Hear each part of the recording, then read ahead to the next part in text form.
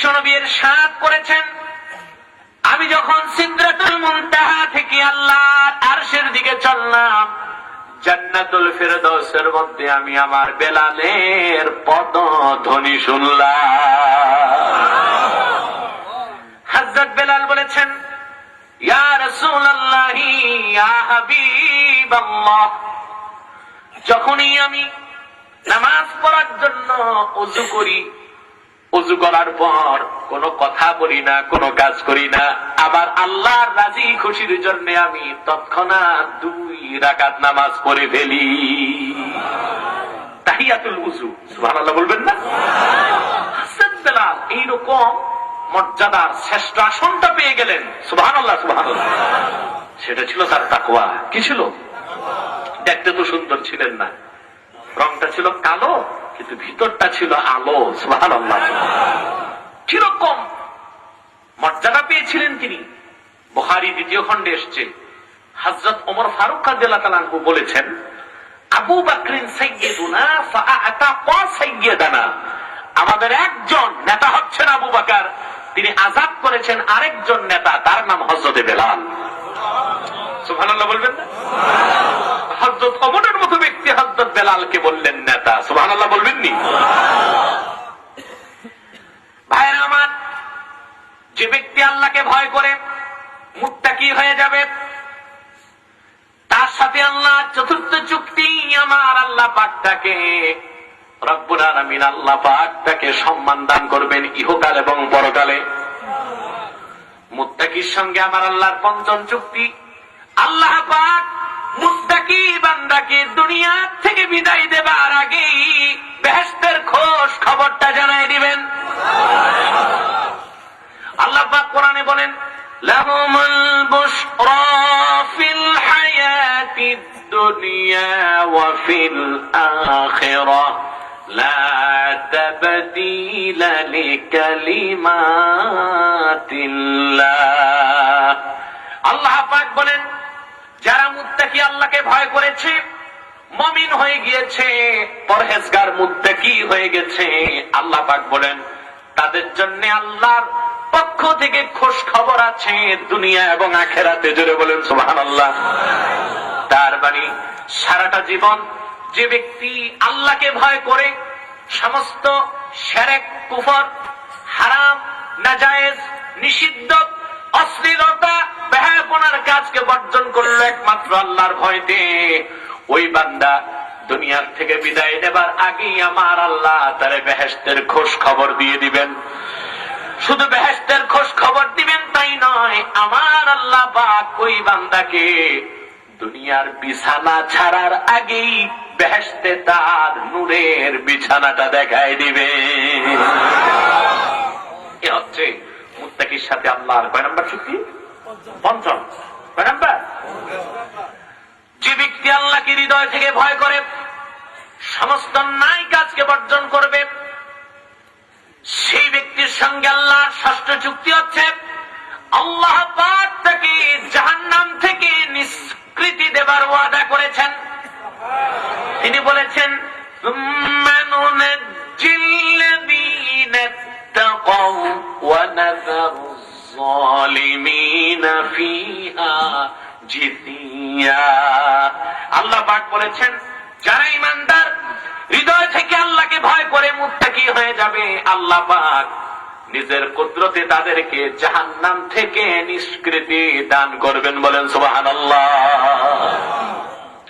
ভাইরা আমার, মুত্তাকির সাথে আল্লাহর সপ্তম চুক্তি হচ্ছে, ঈমানদার মুত্তাকি আল্লাহকে ভয় করে যখন পরহেজগার হয়ে যাবে, আমার আল্লাহ পাক দুনিয়ার থেকে বিদায় নেবার সঙ্গে সঙ্গেই বেহেশতে তারে দাখিল করে দিবেন।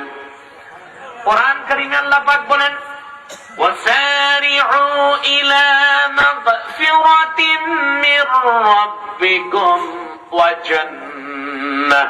ওয়া জান্নাতিন 'আরদুহাস সামাওয়াতু ওয়াল আরদ উ'iddat লিল মুত্তাকিন। আল্লাহ পাক বলেন, মুমিনগণ, মুত্তাকিগণ, তোমরা আল্লাহর রহমত এবং সেই জান্নাতের দিকে দ্রুত ধাবমান করো, দ্রুত অগ্রসর হও। কোন জান্নাত?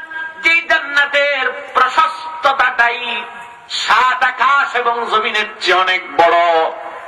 সে জান্নাতটা আমার আল্লাহ তৈরি করেছেন তার পেয়ারা পছন্দের মুত্তাকি বান্দাদের জন্য। বলেন সুবহানাল্লাহ। আপনারা বুঝতেছেন?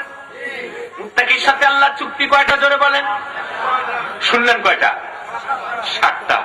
হ্যাঁ, 8টা চুক্তি আল্লাহর সঙ্গে মুত্তাকি বান্দা। 7টা শুনলেন, আরেকটা শুনবেন। সেটা হচ্ছে যে ব্যক্তি আল্লাহকে ভয় করে মুত্তাকি হয়ে যাবে, পরহেজগার হয়ে যাবে, এই দুনিয়ায় যে কোনো বিপদ আপদ থেকে রক্ষা করার জন্য আল্লাহ তাকে রক্ষা পাবার জন্য রাস্তা বানাই দিবেন।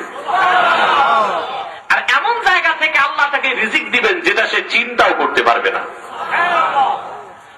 আল্লাহ পাক কোরআন কারীমে বলেন, وَمَن يَتَّقِ اللَّهَ يَجْعَل لَّهُ مَخْرَجًا وَيَرْزُقْهُ مِنْ حَيْثُ لَا يَحْتَسِبُ। সুবহানাল্লাহ।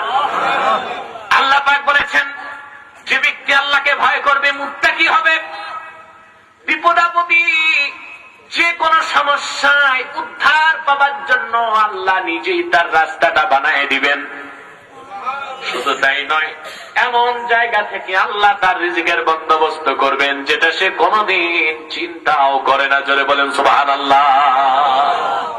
যেটা সে কোনোদিন চিন্তাও করে না। তাফসীরের কিতাবে এসেছে, নাযালাত হাযিহিল আয়াতু আলা আউফ ইবনে মালিক আল আশজাঈ রাদিয়াল্লাহু তাআলা। এই আয়াতটা নাযিল হয়েছে আল্লাহর হাবিব বিশ্বনবী মুহাম্মদ সাল্লাল্লাহু আলাইহি ওয়াসাল্লামের জলিলুল কদর সাহাবী হযরত আউফ ইবনে মালিক আল আশজাঈর শানে। কথা বুঝতেছেন? আসলে আপনারা তো কোরআন হাদিস ডাইরেক্ট শুনে অভ্যস্ত না। কথা বুঝেন না? একটু শিরিন ফরহাদ, লাইলি মজনুর কেচ্ছা শুনতে খুব ভালোবাসেন আপনার। আর আমাদের দেশের বক্তারাও তাই। কোরআনের আয়াত পড়বে ঠিক, হাদিস পড়বে ঠিক, 2 ঘন্টা লাইলি মজনুর কেচ্ছা আলোচনা করবে।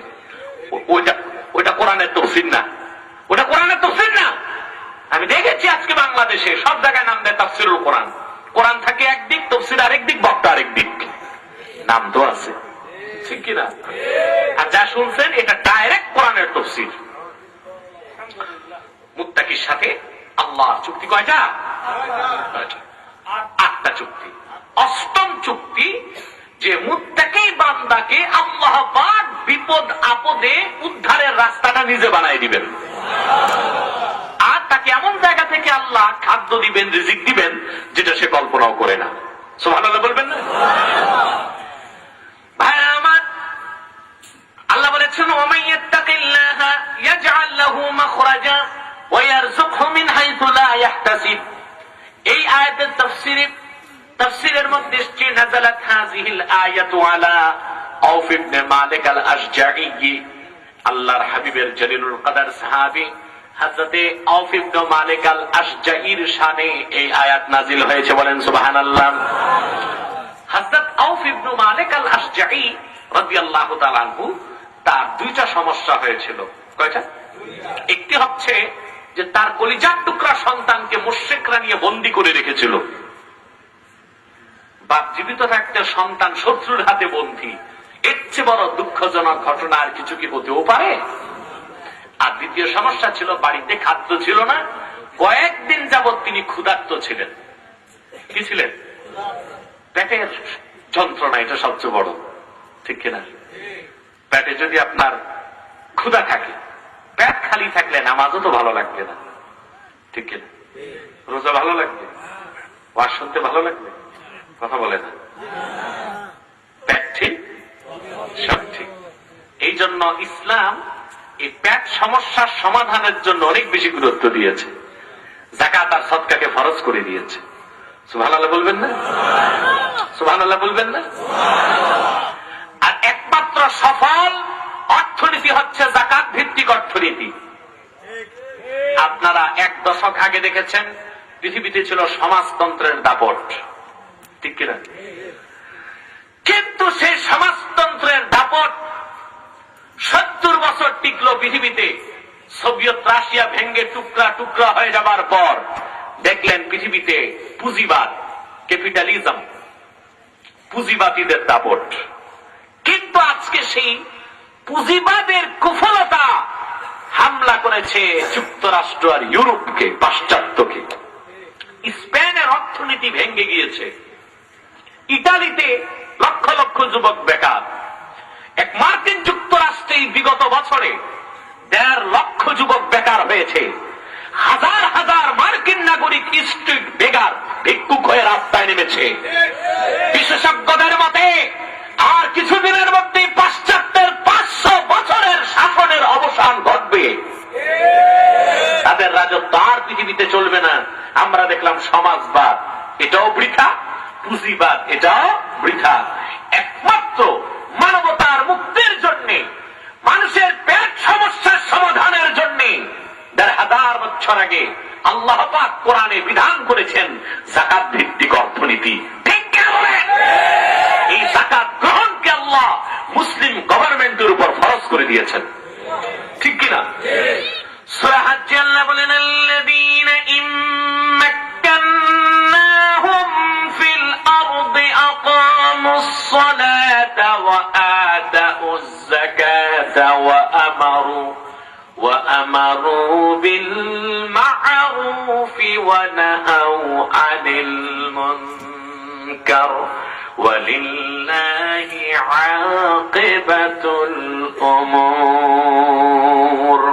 আল্লাহ পাক বলেন, আল্লাযীনা ইম্মাক্কান্নাহুম ফিল আরদ, যদি আমি আমার দোস্ত মুহাম্মদ সাল্লাল্লাহু আলাইহি ওয়াসাল্লামের উম্মতের ঈমানদারগণকে রাষ্ট্র ক্ষমতার মালিক বানাই, সুবহানাল্লাহ বলবেন না? কিসের মালিক? তাহলে কি আলেম ওলামা ঈমানদার পরহেজগার তাদের দৌড় কি শুধু মসজিদ পর্যন্ত, না রাষ্ট্রের শীর্ষ সীমানা পর্যন্ত? এটা কার কথা? আমার কথা না আল্লাহর কথা? আমার কথা না আল্লাহর কথা? আফসোস, এই কথা বললেই এই কথা থেকে কিছু মানুষ রাজনীতির গন্ধ খোঁজার চেষ্টা করে, ঠিক কিনা? ওয়াল্লাহি রাব্বিল কাবা, কাবার মালিক আল্লাহর কসম করে বলছি, আমি এবং আমার খানদানের, জনপুরি খানদানের কোন ব্যক্তি বাংলাদেশের প্রচলিত কোন রাজনীতির সাথে এক সরিষা পরিমাণ সম্পর্ক নাই। তবে যা বললাম এটা সিধা কথা, আর কথা যত সিধা তত বেশি, কথা যত সিধা তত বেশি, ঠিক কিনা বলে? কিন্তু যেটা সিধা কথা ওইটা তো আমার বলতেই হবে, ওই ক্ষেত্রে কাউকে পরোয়া করার কোন প্রয়োজন আমার নাই, ঠিক কিনা বলে? আল্লাহ বলেছেন, যদি আমি মুহাম্মদ সাল্লাল্লাহু আলাইহি ওয়াসাল্লামের উম্মতকে রাষ্ট্র ক্ষমতার মালিক বানাই, সুবহানাল্লাহ, তারা 4টা কাজ করবে। কয়টা? রাষ্ট্রীয় ভাবে আকামুস সালাত, তারা নামাজকে প্রতিষ্ঠা করবে। কিন্তু যে রাষ্ট্রপ্রধান, যেই দেশের অভিভাবক, প্রশাসক নিজেরাই নামাজ পারে না আর জানে না, ওদের দ্বারা কি নামাজ প্রতিষ্ঠা সম্ভব? জোরে বলেন না। আমি যখন খুব ছোট ছিলাম, আমাদের এলাকায় পাঠানটুলিতে একটা মসজিদ উদ্বোধন, দাদা হুজুর, আব্বা হুজুর গেলেন উদ্বোধনে, আর সাবেক এক হুইপ, সংসদের চিফ হুইপ, নাম বলবো না, উনিও গেছেন। জাতীয় পার্টির যুগ ছিল তখন। আমি তার পাশে নামাজ পড়তেছি, দেখলাম উনি কাবলাল জুমা পড়তেছে। জুমার আগে 4 রাকাত সুন্নত পড়েন না? নামাজটা উনি পারেন না, ডানে বামে দেখতেছেন, কেউ রুকু করলে উনিও দেখে দেখে রুকু করেন, সাজদা করলে উনিও দেখে দেখে সাজদা করেন। ওই লোকটা সাজদা সহু দিছে, উনিও সাজদা সহু দিছে, কারণ উনি তো জানে না সাজদা সহু কি, উনি ভাবছে এইটাও নিয়ম। এইরকম ব্যক্তির দ্বারা নামাজ প্রতিষ্ঠা সম্ভব? বলে আল্লাহ বলেছেন, আকামুস সালাত, ইমানদাররা যখন রাষ্ট্র ক্ষমতায় যাবে রাষ্ট্রীয়ভাবে নামাজকে প্রতিষ্ঠা করবে। ওয়া আতাউয যাকাত, by force, political force, defence দিয়ে, তার শক্তি প্রয়োগ করে ধনী মানুষ থেকে যাকাতকে আদায় করে গরিবের মধ্যে সুষম বন্টন করে দিবে। এটা কখন সম্ভব? ইমানদার। কার দ্বারা সম্ভব? আওয়াজ করে বলেন, কার দ্বারা সম্ভব? ওয়া আমারু বিল মারুফ, সৎ কাজে আদেশ করবে, ওয়া নাহাউ আনিল মুনকার, অসৎ কাজে বাধা দিবে।